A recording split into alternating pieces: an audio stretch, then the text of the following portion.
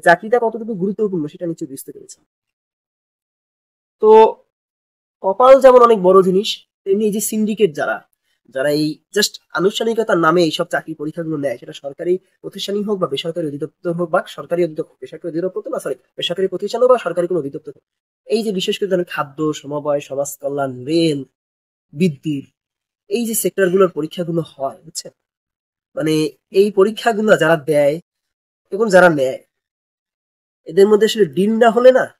চাকরিগুলো এখনো হয় না। এত কিছু পরিবর্তন হয়েছে, এত সংস্কার হয়েছে, কিন্তু এই জায়গার এই কপাল পোড়া হিসেবে চাকরি প্রার্থীরা রয়েই গেছে, যারা টাকা দিতে পারে না, যারা এই যে কাজটা করতে পারে।